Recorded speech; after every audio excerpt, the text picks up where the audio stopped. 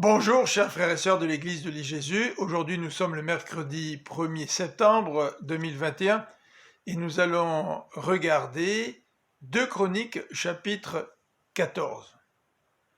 Asa, roi de Juda, succède à son père Abia, qui lui n'est pas resté attaché à l'Éternel de tout son cœur, comme le mentionne 1 Roi 15, versets 3 à 4. Par contre, dans son discours du chapitre 13, nous avons vu hier qu'il est très attaché au rite. Mais avant de partir en guerre, il ne consulte pas l'Éternel.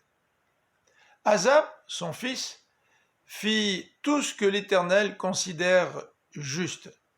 Remarquez l'expression, l'Éternel, son Dieu.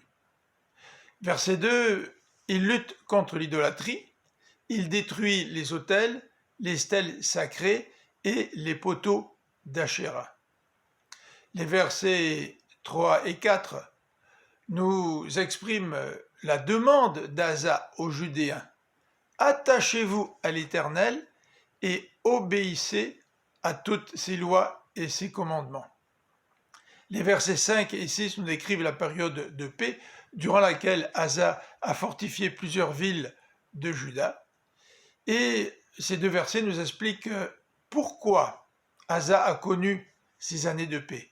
Premièrement, car il cherchait à faire la volonté de Dieu, et deuxièmement, il voulait s'attacher à l'Éternel. Les versets 7 à 14 nous présentent le défi auquel il a dû faire face.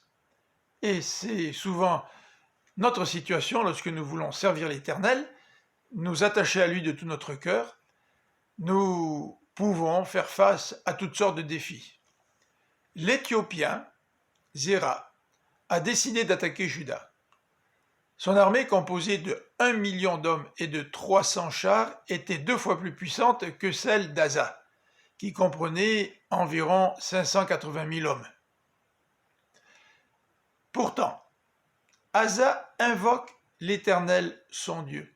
« Viens à notre aide, dit-il, car nous nous appuyons sur toi, et c'est en ton nom que nous allons combattre. » Dieu répond au verset 11, en accordant la victoire à Asa, c'est lui qui a battu les Éthiopiens, au point où la terreur s'est abattue sur les villes aux environs de Guérar.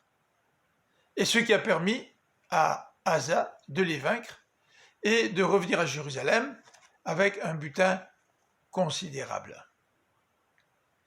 Nous voyons dans ce texte que même si un roi n'a pas le meilleur des pères, lui se tourne vers Dieu.